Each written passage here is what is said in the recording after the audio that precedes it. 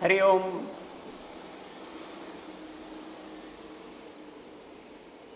Friends, in the previous lecture we have learned what is health as defined by World Health Organization, as defined by Ayurveda. And we understood the perfect concept of health. And we know when health is disturbed in any way, it is disease. And disturbance may be above the normal, below the normal. And the purpose of therapy is to bring the disturbance to normal. Overcoming the disturbance, bring the health to normal. Now, to understand the effect of yoga in particular for overcoming these diseases and bringing the health to normal, there is one more important concept of Panchakosha. That is what I am going to explain in this lecture. Pancha means 5, Kosha, the literally meaning of Kosha is covering. So it means 5 coverings. But actually it is not a covering as such. I can say this is a level of existence. So in yoga, the human existence is explained on 5 levels. That's what it means. So you'll understand all these 5 levels, and on all levels, human existence is performing. These levels are connected to each other. They influence on each other.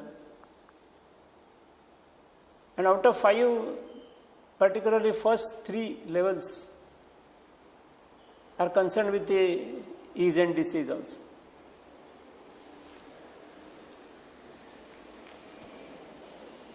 You know the anatomy of our human body. We have different systems: bone and muscle system, circulatory system, respiratory system, digestive system, excretory system, reproductive system, nervous system, endocrine system, and so on. All these are actually the different systems, but they all work together to function for the body. Body works with all the systems. Actually, every system is working independently as it is, but it is connected with other system. It is influencing the other system. It is influenced by other system. So all interconnection is there. So likewise,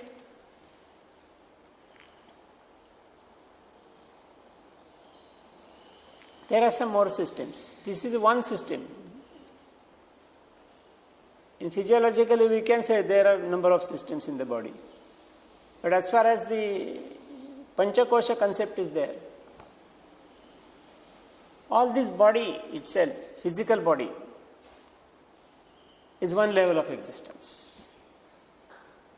Everything physically is only on one level. It is called gross level, because we can observe different organs, we can find different functions, we can carry on different tests, we can know so many things. So everything is physically observable to us. So this is existence on gross level only.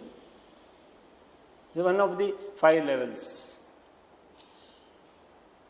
But just the body, with all systems in perfect order, is not a complete existence of human being.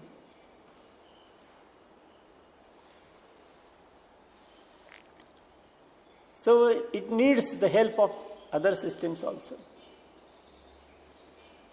And that is why we learn all these systems one by one.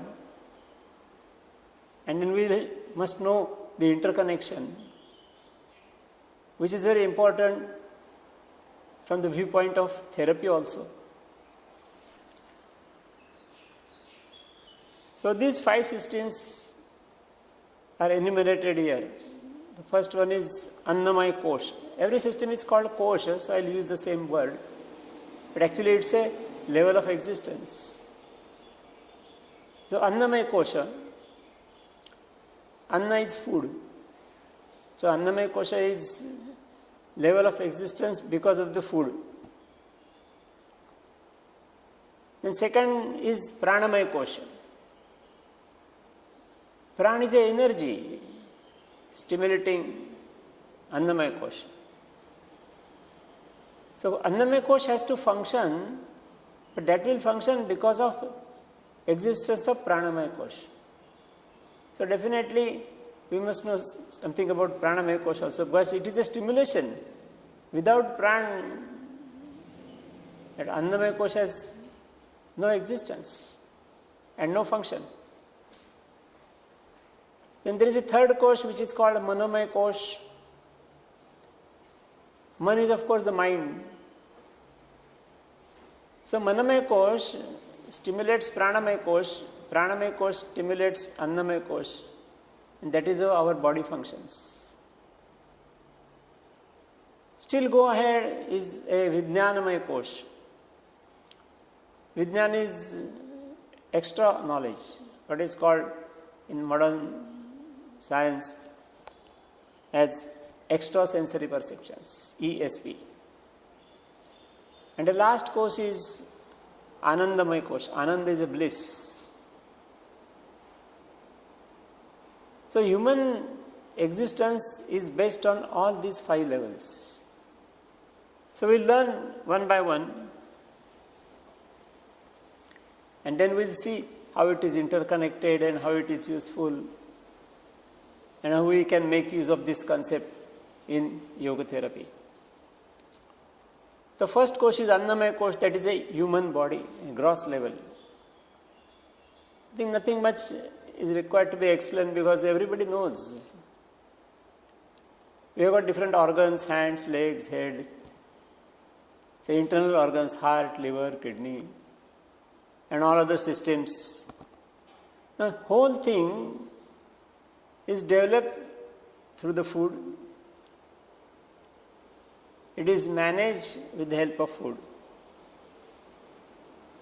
So it is called Annamaya Kosha because Anna is food. So Kosha, which is developed through the food. You see, in the womb of the mother, the body is developed with the help of the food mother takes. And of course, after the birth, the baby starts taking food in different forms. And with the food only, the body grows maybe from 2-3 kilos to 60-70 kilos. It is because of food only. And food also is responsible for functioning also. You know, we get particularly carbohydrates converted to glucose. Then we inhale air, so we absorb oxygen. And that glucose is oxidized with the help of oxygen in every cell. And with that energy, the cell works. So, the body is functioning through the food. Body is developed through the food. Body is grown up with the food. So definitely food is a major component of this level of existence. But just body with different organs and all that is not the total existence of human being. It needs energy. And that energy is called prana. I have already explained that energy is extracted from the oxidation process of glucose. Yes, that is a physiological function. So that function is connected with Annamaya Kosh. But still some more energy is required. The basic stimulating energy is required for the stimulation of the oxidation process itself. And that energy is called pran. So without pran, or in absence of pran, the oxidation process also will not take place. Even if there is a glucose and oxygen and everything is there, but if the pran is not there, there will not be any oxidation process, no energy is generated, and the body will not function. So without pran, the body cannot function, other body cannot be live also. Body is live because of pran. Body is functioning because of pran. Food is required, no doubt, but food is secondary. Primary requirement is pran. And that pran is there in the body, so body is live. When pran leaves the body, body is dead. What is the difference between live body and dead body? In dead body also, all the organism is there. Every organ is there. But nothing functions. See, everything is there, the blood is there, even the glucose is there in the blood, oxygen is also there, everything is there. But nothing functions because there is no pran. So pran leaving the body is death. And pran functioning in the body is life. Of course, pran is energy, so you cannot see pran. But you cannot refuse, because that is the difference between live and dead body. So we have to accept that something in addition to all organism and in addition to all type of foods, everything, some energy has to be there, and it is pran. So that is accepted in this yogic concept as pranamaya kosh. And it is said that every cell of our body is having a pran. So every cell is live as long as the pran is there. And physiology says every cell has got certain life. Some cells may live for few hours. Some cell may live for few months. Some cells are living for few years. And afterwards they die. Why they die? The body is there, everything is there. But still the pran in the particular cell leaves the particular cell, and then cell becomes dead, and then it is thrown out of body. So in our body, thousands and thousands cells are dying every now and then. But of course new cells take place and we don't know what is happening in the body. But it is actually happens. So pran in the particular cell leaves, so that cell is dead, so it is thrown out, the new cell comes. So likewise the pran is functioning through every cell. It stimulates every organ to function in its proper way. Pran stimulates heart to beat. Pran stimulates muscles to contract and expand. Pran stimulates even the lungs to inhale and exhale. Pran stimulates liver to generate so many chemicals.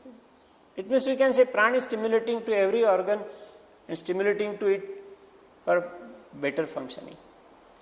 So when pran is functioning, the organ will function properly. If suppose the pran is disturbed by any way, then the function for a particular organ may disturb. So in disease condition we can say, if supply of pran is not proper, the organ will not function properly. For a diabetic patient, it is said that the beta cells in the pancreas, they don't generate proper insulin. Beta cells are there. Every nourishment is there, but they don't generate proper insulin. Because there is a short supply of prana. If we supply prana in a proper way, they will generate proper insulin. That is a solution for a diabetic patient. Just see, this is how the approach of prana is there. Now this prana, it has got some different functions in the body. So it is said that there are 5 major pranas are there. They are given the specific names also. Of course, it is the energy. So you cannot show differently. This is different, this is different. Everything is energy. But the energy which stimulates heart and respiration, a very crucial function of our body, is called prana itself. Then the energy which is responsible for excretion, stool, urine, sweat. You see, that is excretion also is a very special function of the body which is very essential for maintaining health also. So this function is carried out by the energy which is called apana, a type of prana only. Then our nervous system, a very critical system. Even the modern scientists also don't know how exactly it operates. What is actually the formation of operation of nervous system. They know so many things about nervous system. But you see that Udana is a prana, type of prana, which controls all nervous system. Then our bones and muscles are controlled by Vyana. And the digestive system is controlled by Samana. So these are different names given to the different functions of the energy of prana. It is just like that. You see, just we got the electricity in our house. It is same, but the same electricity we supply to the fridge and we get the cool condition. If the same energy is supplied to heater, we get heat. If the same energy is supplied to bulb, we get light. If we supply the same energy to fan, we get the breeze. So we are getting the different functions done with different instruments, but basic energy is same. Similarly, here is the basic energy prana. But actually prana stimulates heart and respiration, apan stimulates excretory functions, udan stimulates nervous system or brain, Vyan stimulates bones and muscles, and Saman stimulates all digestive system. Is correct now? This is how prana, the basic energy, operating 5 different systems in our body. In addition, there are 5 subordinate pranas, because they carry a little bit minor work, we can say. First 5 pranas, they carry major work of our body.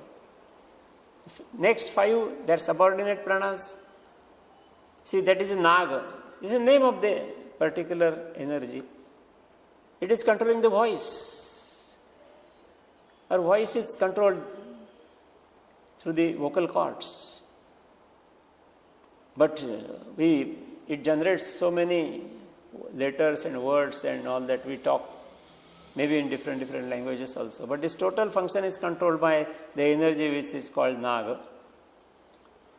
Then Kurma, this energy is controlling the eye movements. You know, eye movement, in particular the eyelid movements, they are very fast. The fastest movement. Our eyelids are moving continuously, but we don't come to know whether they are moving or not. So they are moving so fast. So that particular movement is carried out by the energy that is called Kurma. Then the Krukala, these are Sanskrit names, of course, that is controlling the hunger and thirst. A very essential need of human being, water and food. But how and when to take? When we get the sensation of hunger and thirst. So definitely it's a very important aspect, important sensation, and that is controlled by the energy called Krukala.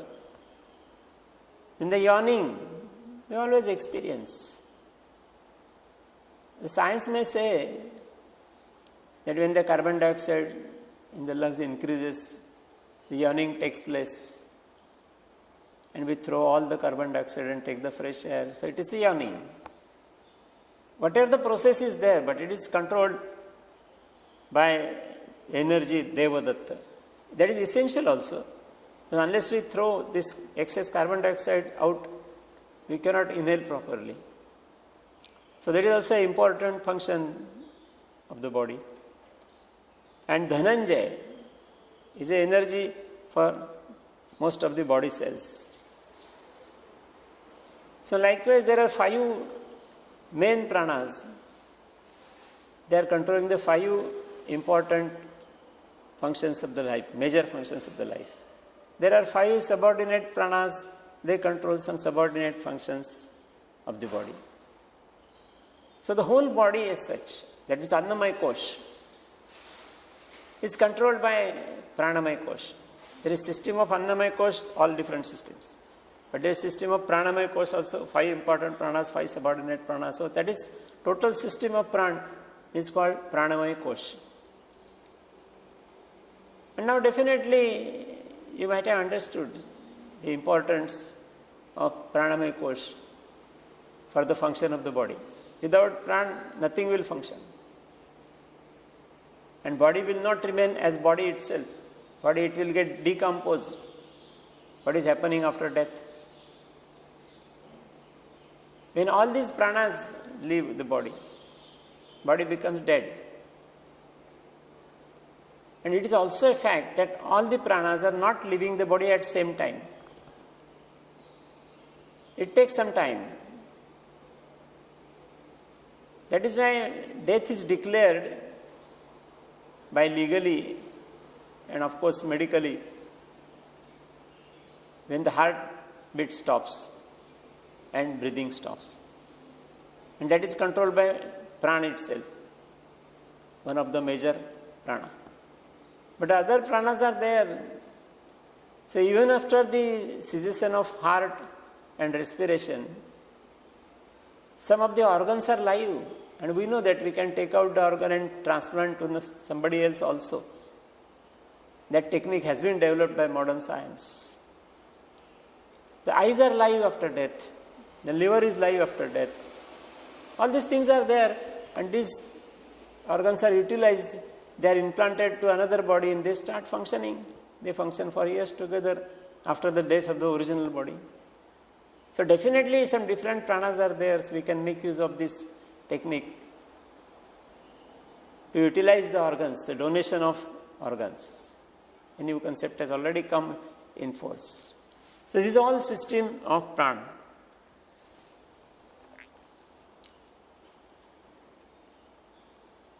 But actually prana also needs some stimulation. Because it's energy, it will not flow by itself. It will not function by itself. It needs some stimulation, how to work. And that stimulation is from the mind. So we can say mind stimulates prana, and then prana further stimulates body. If prana is there, but there is no stimulation of mind, then body will not function. You see, mind also does not have the physical existence. But it is there. We can experience the results of mind. There is a big science called psychology which is studying the functions of mind. And of course, yoga is also mostly connected with functions of mind. And not only functions, but everything. The whole prana and whole body is controlled by mind. Mind has got tremendous energy.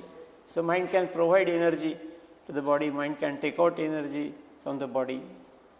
So we are coming across so many psychosomatic problems, psychological problems.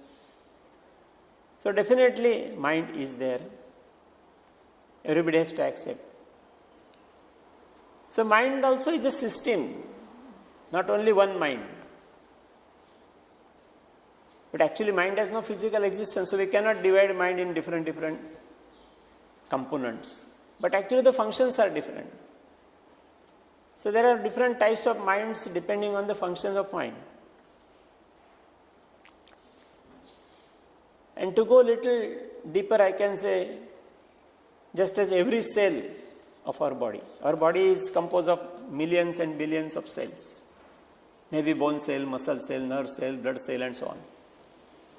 So every cell has got physical structure. That is Annamaya Kosha. Every cell has got prana also, because it is functioning. Similarly, every cell has got mind also. Yes. So a cell functions through mind and prana. So mind of a particular cell instructs prana for the particular cell, and that particular prana stimulates the function of the particular cell. This is an operational structure of every cell and as total body also.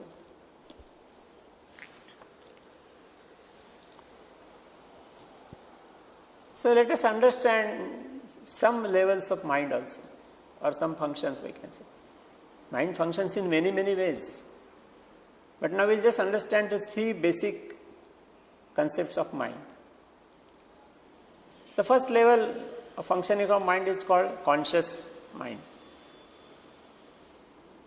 Now this conscious mind receives the information about the external world through the sense organs. We have 5 sense organs: eyes, ears, nose, tongue and skin. They are called sense organs because they sense the information about the external world, external to body. So we see the different light, color and pictures through the eyes. We listen different vibrations. Then we can smell the different fragrances, smells. We can taste different tastes through the tongue. And we can experience different type of touch through our skin. So we get the information about external world through 5 sense organs. But this information is forwarded to conscious mind, the function of mind which receives all this information, and then this information is forwarded to the brain. And brain further acts on that. Brain interprets the information and takes some decision, of course with the help of mind, because functioning of brain is also a function of mind only. It is called intelligence, but actually it is also a function of mind. And of course the prana also is there, as we have studied earlier. So the mind, prana, and of course physical body of cells is all working together. So getting information from the external world, processing the information, converting it to knowledge, then taking certain decision, and then giving some reaction. This is happening every now and then. But for this, all 3 systems, they work together. If some of the system is not working properly, there won't be a proper result or proper functioning of our body. And of course, the thinking process is also carried out by the conscious mind. We know we think about so many things. First we think, then we decide, then we take action. So this is all mental process. The second important function of mind is memory. So storage of all experiences. We experience the different incidences in our life through our sense organs and processing and all, everything is there. And after the complete incidence is over, the whole thing is stored in our subconscious mind. That is called subconscious mind. Subconscious mind is nothing but hard disk of our computer.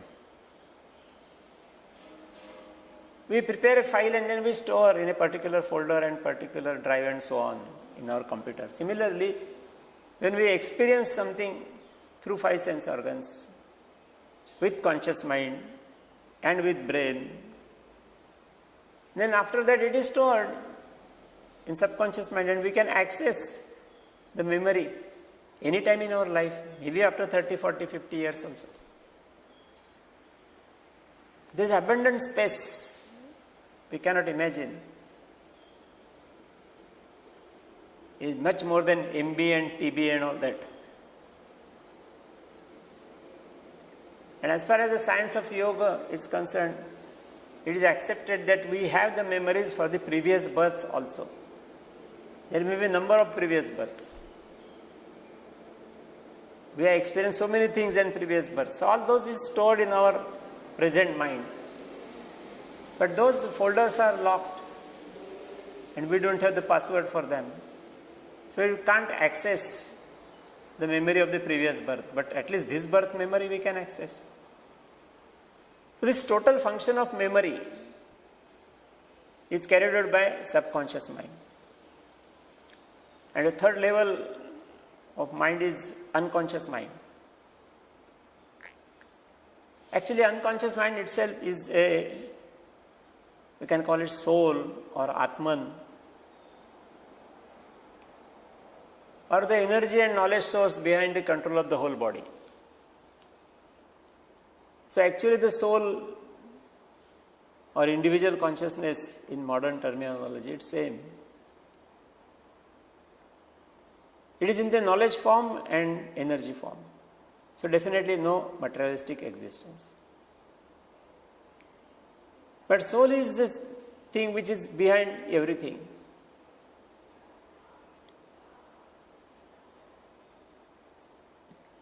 So this is how our mind works on different levels. So this is all Manomaya Kosh.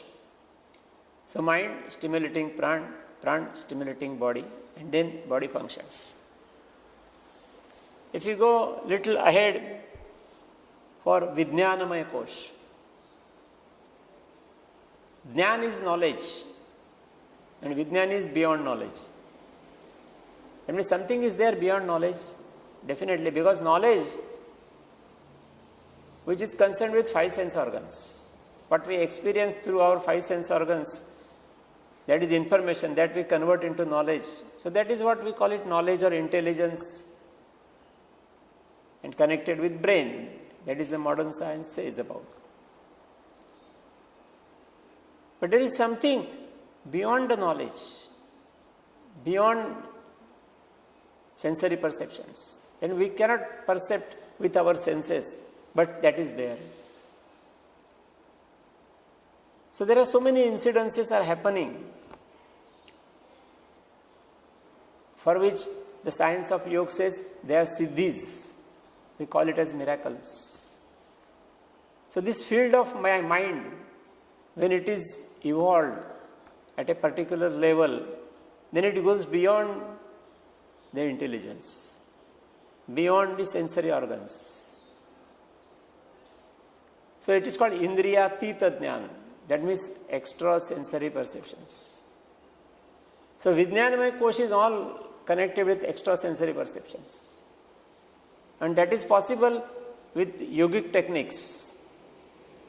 If one studies yogic techniques in a systematic way, he can enter in the field of Vijnana, that is extrasensory perception.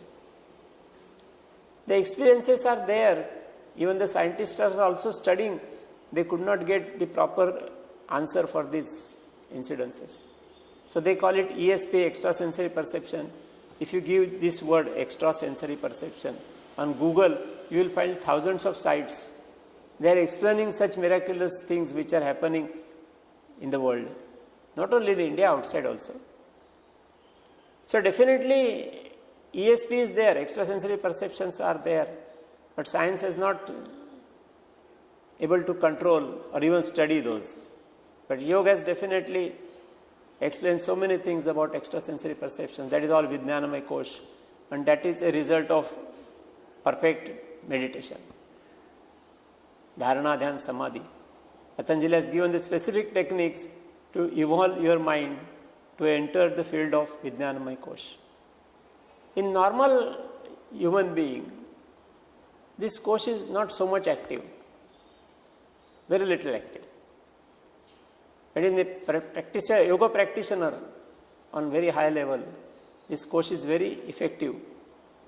And that is why so many siddhis or miracles are possible for a higher level practitioner of yoga.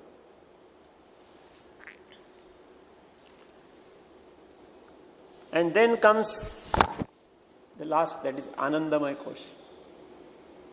Now this Ananda word is equivalent to, we can say, bliss. Bliss is not happiness. Bliss is not pleasure. It is beyond happiness and pleasure. Because happiness and pleasure is connected with sense organs. We see some good picture and we become happy. We eat some good and delicious food and we are happy. If you don't get proper food, then we are not happy also. We listen good music to the ears and then we are becoming happy. So our happiness and sadness is depending on information received to sense organs. So I can say happiness, sadness, or miseries and pleasure, these are all sensory perceptions. But the bliss is beyond sensory perceptions. You cannot perceive bliss with eyes, ears, nose, tongue and skin. Bliss is an inner feeling which is irrespective of external information and external senses. And this is to be experienced. This can't be explained in words. This is a feeling to be experienced. If you practice regularly yogic techniques, then that bliss can awake in you. And so you will be always, we can say, happy or pleasurable, irrespective of any sensory perceptions. This bliss remains satisfying you whether you are in good condition or bad condition, whether you are in a happy condition or sad condition, doesn't matter. So if you look to the people who are practicing yoga on higher level, they are always blissful, irrespective of the sensory perceptions, irrespective of even happiness and sadness, miseries and pain and everything. They are beyond everything. They don't feel like anything. So that is real bliss. So this last level of existence is just bliss. And that is the original state of Atman. Totally blissful condition. But as Atman or soul or individual consciousness gets mixed up with all body-mind complex, with all these different 5 koshas, and then he becomes a human being. Becoming happy with something, becoming sad with something, experiencing pleasure and misery and all that. But original state of Atman is totally blissful. And the target of yoga is to achieve that state, which is beyond sensory perceptions, beyond pleasure and miseries, beyond happiness and sadness, beyond everything. State of complete bliss. So this is the 5th level of existence.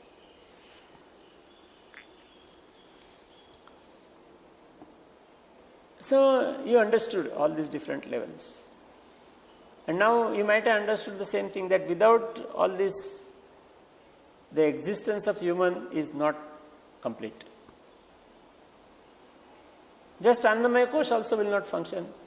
Just Annamaya with Pran will not function, because Pran needs stimulation. So we need Manomaya Kosh also. So first 3 koshas are definitely essential for our existence. The 4th one is a evolution of Manomaya Kosh in Vijnanamaya Kosh. And Anandamaya Kosh is the final target to achieve with the help of yoga. So as far as our subject is concerned, ease, disease, cure, I think we are mostly connected with first three koshas. Annamaya kosh, pranamaya kosh and manomaya kosh. But actually yoga, the science which deals with all these koshas. So yoga has provided the different techniques to establish the control over the different koshas. Or rather improve their function. If some function is wrong, that is what is happening in disease. Somewhere something is wrong. And we have to correct it. So yoga provides practical ways and means for correcting all that. So for Annamaya kosha, we know the different asanas.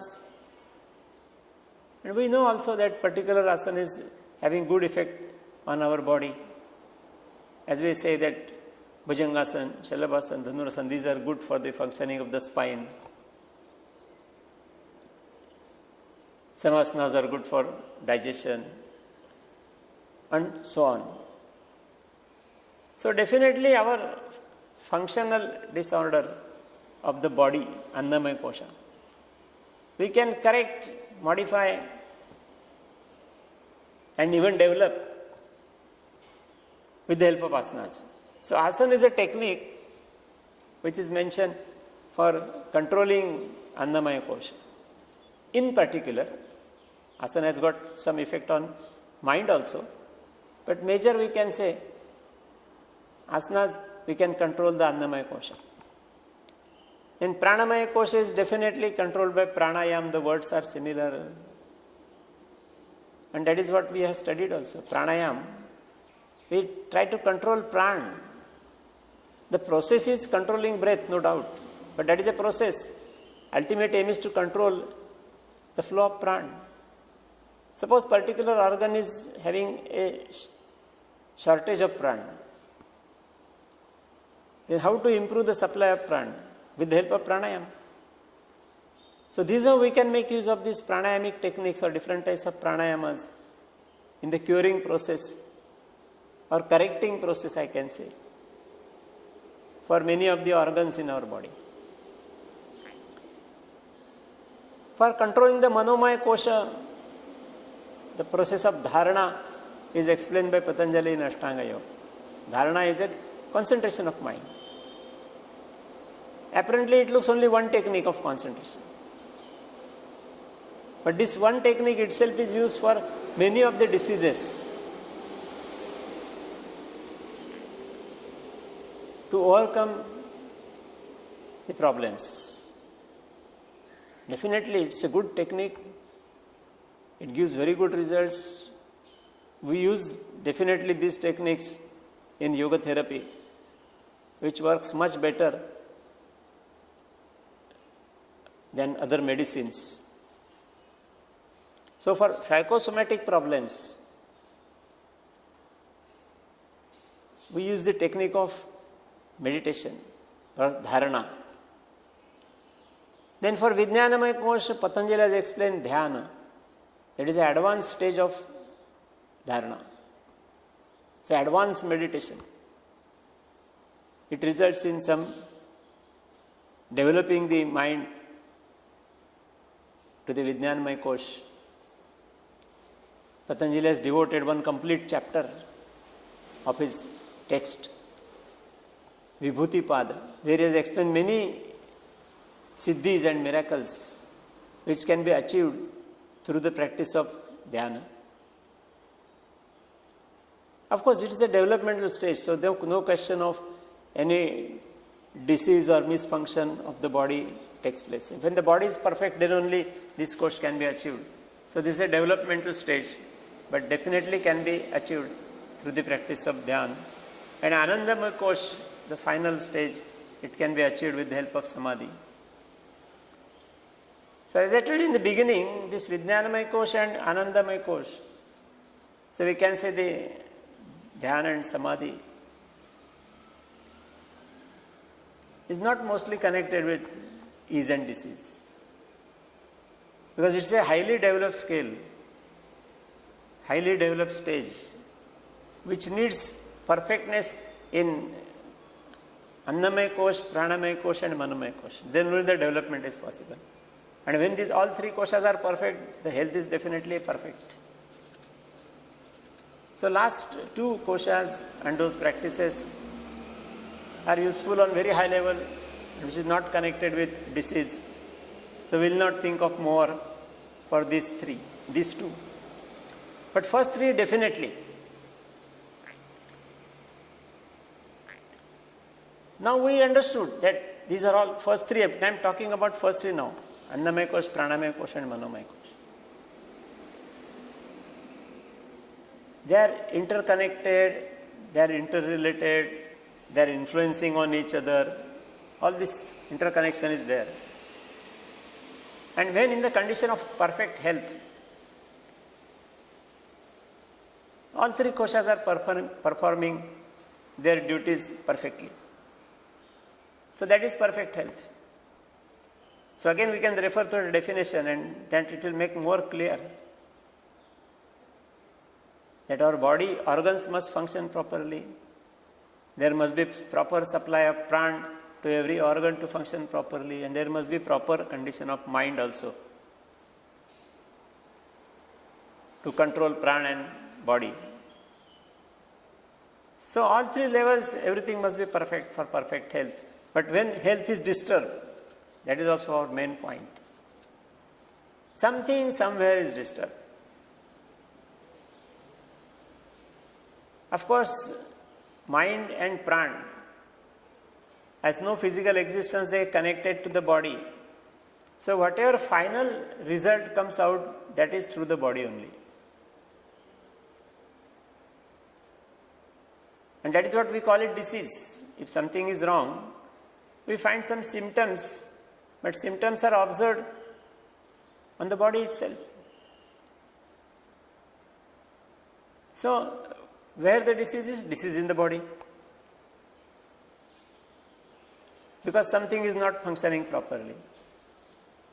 But why that some organ is not functioning properly? That we have to think of from this concept of Panchakosh. And we can say, suppose particular organ is not functioning properly, so that is a disease.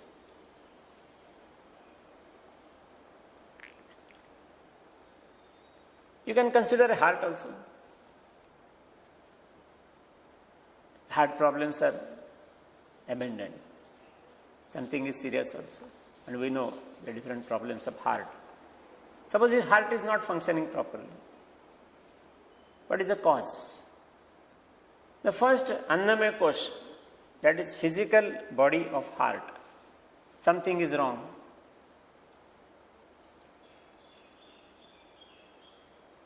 So there is some deficiency in Annamaya Kosha, of course connected with heart.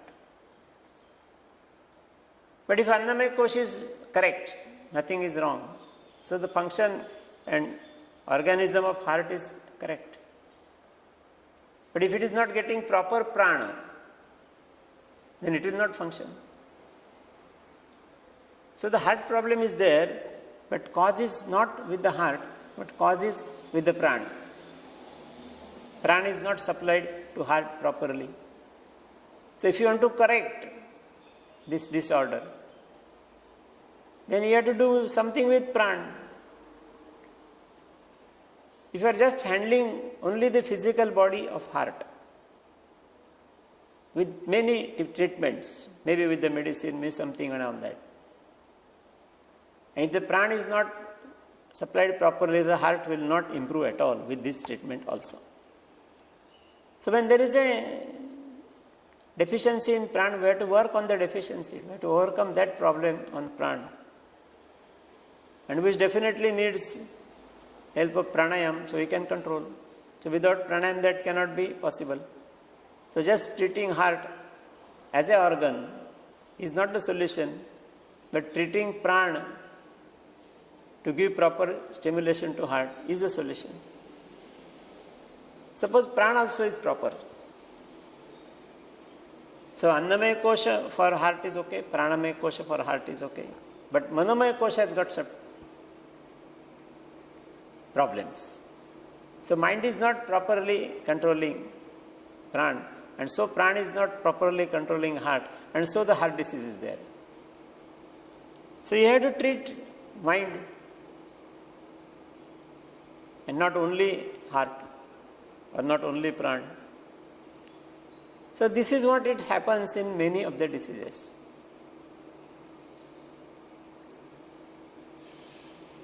Because in some of the diseases you find different tests are available to test the function of heart or function of different organs, and the function is okay. Doctor may say nothing is wrong in the heart, everything is correct. Then there may be short supply of Pran, so it is not functioning. Or even it is understood that something is wrong in the mind. And basically the stress. Stress is on the mind level, not on the body level. So if mind is stressed, it can give rise to many diseases. That is already accepted fact by all medical experts. So when the cause is there in the mind,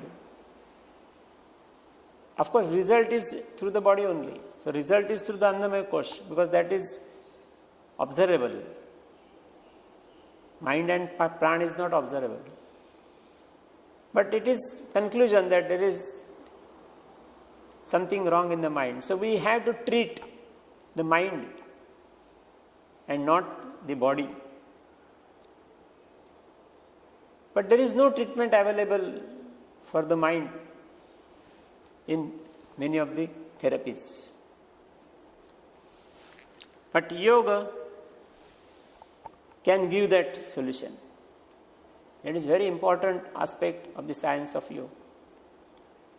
That actually yoga is designed to control the functions of mind. Yogaha chitta vritti nirodha. And particularly there are different types of meditations and all that. So we can control the functions of mind with these different techniques. So if you control the functions of mind and make it operate properly, then automatically Pran also will be operated properly, automatically the body organs also will be operated properly, and automatically we can get over the disorder. So disease, disorder or misfunctioning of the body also needs to control Prana and mind. So whenever the patient comes to us with his symptoms and all that reports and everything, and while studying all is, we have to keep this mind that what about Pran, what about mind.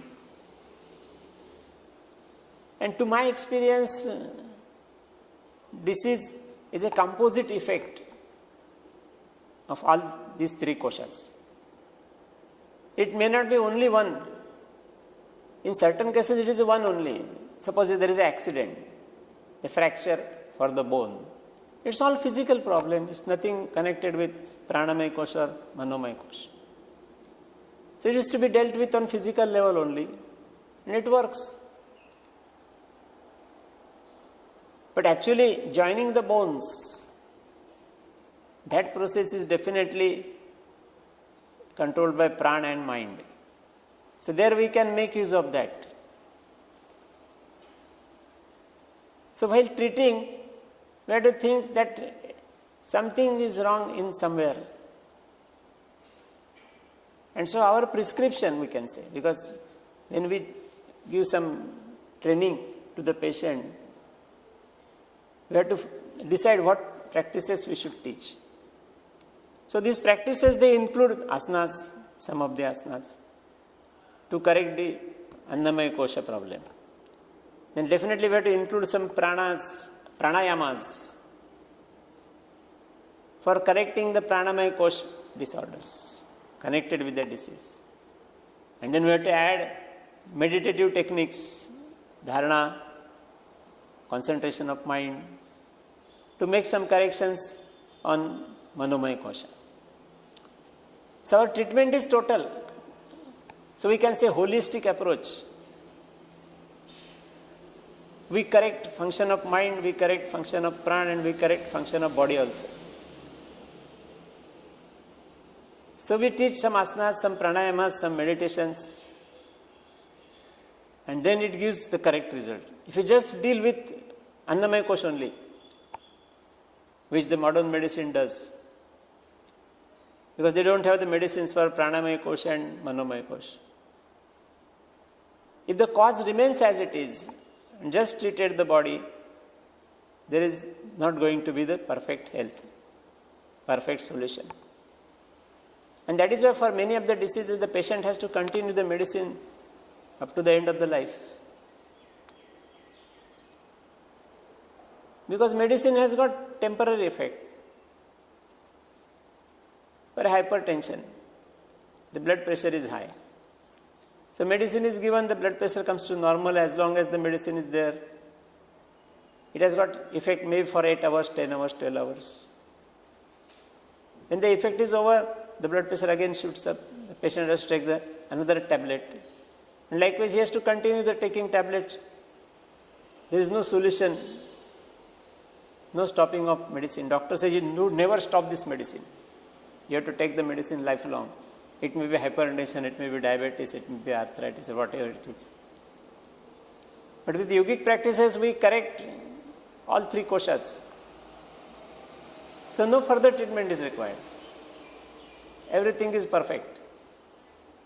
So we can give the perfect health